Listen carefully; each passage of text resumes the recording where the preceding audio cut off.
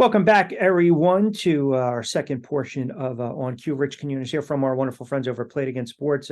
We talked about the sales coming up, the doorbuster sales, 20 to 50%, and of course, Black Friday all week long, used and new sports equipment and more. Check them out, 1450 Clemensbridge Road in Deptford, New Jersey. Lloyd Vance, host of Lloyd Vance Insider Football on 1029 The Game, and of course, Broad Street South on X at Lloyd Vance. Myself at Rich Q and Q, kind enough to join us on the Sunday. All right, week 11 already in the NFL, my friend. As you always like to say, separation Sunday. You start to get We hope so. the direct. Get them out of here. We don't need to see that anymore. Let's talk about some of these marquee games.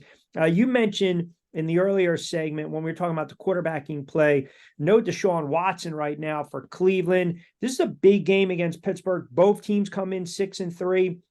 I just think Cleveland's defense should be able to carry today. I'm not sold on Pittsburgh's offense at all. I was waiting for the progressions to growth of Pickett and Pickens, and here we go. And Tomlin's done a real good job, but I look at this Pittsburgh team, and man, if it's not for some bad officiating, some blunders the other day against Green Bay, they lose that game, but yet they're 6-3, and they're still just hanging around. What's your thoughts on this game?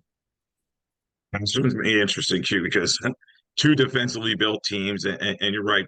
Pickett has not played well this season at the quarterback position. He's not carrying this team, and luckily for them, Warren is running the ball very hard, and our offensive line seems to be kind of gelling in terms of the run game. And he's doing it just enough to win these games defensively. Obviously, TJ Watt and Highsmith, they got to be controlled. And then you look at the other side of the ball, the Cleveland Browns are loaded on defense as Yep. well. I watched that game last week, and the way they're just dominant in the line of scrimmage is scary. Myles Garrett, the rest of those guys, they're doing a nice job, and the DBs behind them as well. So I've been back and forth on this one. You got, Thompson Robinson starting the game, a rookie Yep. quarterback. I it's a home game for Cleveland, and Cleveland is given 1 point I saw on my line, and I'll go with the Steelers in an ugly win. I'll say like 20-17. The over under is 33 points, so you got to watch right around that number, and it's going to be a close game. I'll go with the Steelers in this one, but it may be hard to watch with Pickett struggling and that young quarterback on the other side. All right, so as we get to that game, I like Cleveland. I think that the defense is going to be able to do what they need to do and just win this game outright. I just think they're the better team. San Diego and Green Bay. You look at the Chargers, Los Angeles 4-5, Green Bay 3-6. They've got some issues. As we just kind of like look at this game for the game's sake, I don't like what I'm seeing with this Green Bay offense. I think there's too many issues. The Chargers, we know about their head coach. We know about his ability to, I guess you can say, go for it on certain situations, 4th down, 3rd and short, 4th and short. I like the quarterback. I give the edge to the Chargers in this one, but this is a game that the Chargers need because they need to still, keep pace with everything else going on in the AFC. I just think offensively, they should be able to put up points. I don't think Green Bay is going to be able to match them. So I like the Chargers against Green Bay in this one. Dude, this is an interesting one as well because you have the quarterbacks are totally different planes. They should be. Herbert is playing very well in spite of his team, and we talk over and over about the Chargers and their inability to close out games. And Brandon Staley is on probably one of the hottest seats in the National Football League after that bad loss last week. Yes, it was a pinball machine type of game, but it was another close loss. But on the other side, I look at the Packers, and Jordan Love is not playing well. He's not the player they traded up to get, and he's just not the guy. I think they're going to move on him after the end of the season. He has 10-plus interceptions. He's turned the ball over. And I expect Bosa to get some heat on him, Derwin James to get some picks, maybe the rest of that secondary. And I expect the Chargers to win this one. They're given 3. I expect them to cover the number in this one. I'll go with the Chargers, even though they're indoor team traveling to a cold weather environment. Yeah, I think 23 plus or more offensively points for the Chargers should be enough to win this game. I just don't like Green Bay's offense. The Raiders and Miami Raiders, there's talk right now that the players have kind of taken back the team. No McDaniels, Antonio Pierce has them playing well. They're 5-5, but I do think a little bit of the smoke and mirrors. They beat the Giants, bad team. They beat the Jets, can't do anything offensively. Then you look at Miami 6-3. I think this is a tough spot for the Raiders. I think this is where they get humbled a little bit. Offensively, they're not going to be able to move the ball like the Miami Dolphins is. When you look at Miami at full strength, they have very good special teams. They have good returners, good field goal kicker as well. But you look at their offense from top to bottom with Tua and so many weapons, right? The speed kills you when you look at the Miami Dolphins. And I'm looking at this team and I'm saying to myself, we forget they put up 70 points, about a month or so ago against the Denver Broncos. Granted, it's Denver, but just offensively, this to me is a game where the Miami Dolphins kind of remind everyone that, here's your path to the AFC title, if you think about it. With Buffalo struggling, New England dumpster fire, and then with the Jets, no offense. Here's an opportunity for Miami to kind of, I don't want to say right the ship, but just basically get back to what they were doing, the quick slants, the quick outs from Tua, get all that speed into the mix. They're trying to come off that loss against Kansas City, but I do think Miami's going to put up some points, and I think Miami's going to run away with this one today. I can see this, them winning by like at least 17 points, but I like Miami to put up some points at home against the Raiders today. Yeah. Yeah, Q. Now that Antonio Pierce has done a great job coming in there as interim head coach for Las Vegas, and he's one of the biggest stories in the league right now. But I do tend to agree with you that this is a big step up in class for uh, the Raiders in terms of their opposition. Now, everybody's been saying all along now that Miami's been feeding off of the cupcakes of the league, Sure. and it's Fair going to point. be this is a little step up for them. So the Raiders, this is a better team than Carolina and Denver, who they played at the time, hung 70 on.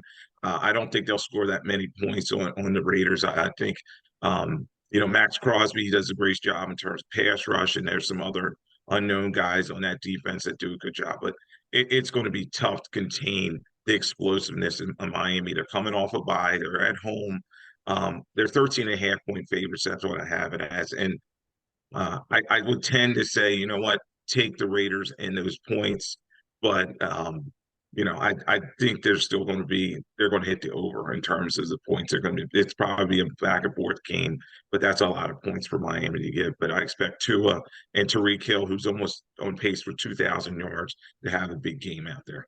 All right, a couple more before I let you get out of here on the Sunday edition Sure. of 1Q. Tampa Bay, San Francisco. San Francisco is 6-3. We saw what they did to Jacksonville. They humbled Jacksonville.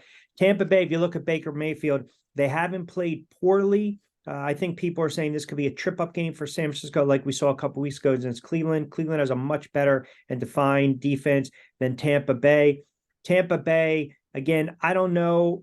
That offensive line needs to keep Baker Mayfield upright. I don't think that's going to be something that is something that bears to fruition today. I think San Francisco's defense is going to be able to get to him.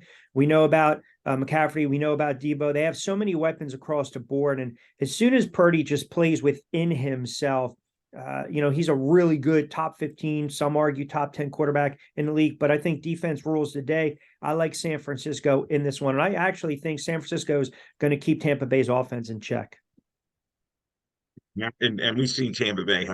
Last week they played very well against Tennessee, and they're a tough physical team defensively, and we know they want to get the ball to Mike Evans and make some plays, but the Niners are on that comeback tour. They're really upset the way they played in the big game and Yep. earlier, and everybody's saying, oh, they come up short, and are they really the cream of the crop in NFC? And I expect them to take care of business in this one. They're at home. Nick Bosa, I expect to get some pressure on the quarterback. Chase Young is really coming along and well, and that's a big problem for Tampa Bay, whose Yep. offensive line is very beat up. I don't even know if Tristan Wirfs is going to play in this game. So I expect the Niners get a lot of pressure, and then, as you said, on every level of that defense, they have guys that are all pro type players, and I expect that defense to come through. The line is 11.5 that I see that San Francisco given. I expect them to cover that number. I think Bad Baker will be in town this week. He's played well some weeks, and other weeks he's inconsistent. So I expect him to have a down week, and for the Niners to take care of business. All right, Jets taking on Buffalo. Obviously, Buffalo is a prohibited favorite at home. They're 5-5. They're reeling a little bit. The Jets are 4-5. All this talk about Aaron Rodgers, who's really putting himself out there by saying he's going to come back. If he doesn't come back from this torn Achilles, he's going to look like more of a bigger jackass than he already is. But the story really is Buffalo. Because they need to kind of figure things out and right this ship. They lose on Monday night to Denver. Russell Wilson chucks it up. They get the pass interference. You get the 5 yards after the field goal miss.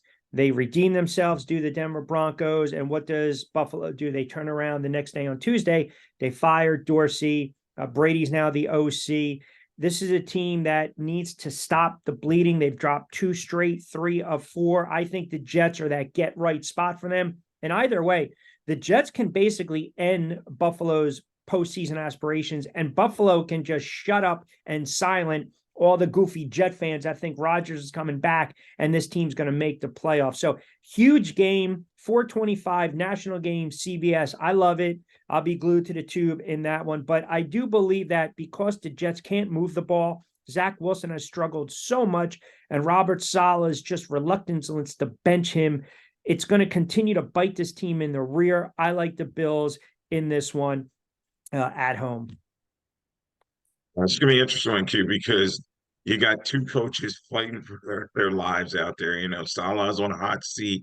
Sean McDermott, surprisingly, he got the extension before the season started, but everything, as you said, has gone awry for this team. Injuries and just underperformance. There's high expectations coming into the season, and particularly Josh Allen with the turnovers. But this is a revenge game. Don't forget they lost that game, Open that night. Aaron Rodgers game. Rodgers gets hurt, and the Bills lost, and this is desperation Sunday for them. You know, in terms of all those bad losses, and Miami's going to win the AFC East. They need to keep pace and try to get that 6, 7 spot, one of those wild card spots. So it's going to be on Josh Allen to get the ball to Diggs, get it down the field. Maybe they'll get some kind of a running game. But I do agree with you that Wilson will probably make a bad mistake, as he always does for the Jets, and they'll just keep trotting him out there. And the Bills are going to get enough pressure on him with Oliver and the rest of those guys. So I expect the Bills to win this one. All right, last game, and on a Monday edition of On Cue, we'll hit the Monday night game. But last game on this Sunday, Minnesota and Denver. Minnesota 6-4, Denver's 4-5. Denver gets that big win, as we talk about, on the road against Buffalo. Minnesota just doing it, really with a lot of guts and guile. Josh Dobbs, journeyman, veteran quarterback, if you will, not turning the ball over, not making mistakes. You're starting to see Minnesota's defense, show signs of life. Look, Minnesota can run the football. They've got some weapons. Dobbs is extremely athletic. And again, that offensive line is making life easy for him. But I think people are saying, all right, now you got Denver starting to feel themselves a little bit. I know I've been critical of Russell Wilson. He's actually played well this season. Does the Minnesota dream, if you will, this little run with Dobbs, does it end today against Denver? They come in red hot. They won 5 straight games, the Vikings, and as you said, Dobbs is clicking on all cylinders, and that offense playing around. The only thing with that offense is, Q, though, they don't have much of a running game. Madison is just not getting it done. And Denver, interesting, they're turning it around in terms of their defense. Sean Payton's done a great job in terms of that defense and picking things up. And Vance Joseph is defensive coordinator. He's finally starting to click with some of these guys. So I think Surtain will definitely have some good coverage out there. And there's no Jefferson in this game for the Vikings. And I think that's a big thing. I picked the Broncos in a very close one in this game, probably field goal game. Yeah, and the one thing I'll say is maybe this is the week where Minnesota can run the football a little bit, because if we've seen Denver over the last several years, sometimes they give up the big chunk plays. I mean, they were doing it on Monday night against Buffalo, but Dobbs's numbers, look, I know he's only thrown 3 touchdowns with Minnesota. He hasn't turned the ball over. If you look for what he's doing for the season, he rarely turns the ball over. He's a smart quarterback. I think there's something to be said for the season. He has 11 touchdowns, 5 picks. 5 came with Arizona, 2 in one game. They kept him upright. He really hasn't been touched. I think the legs make the difference.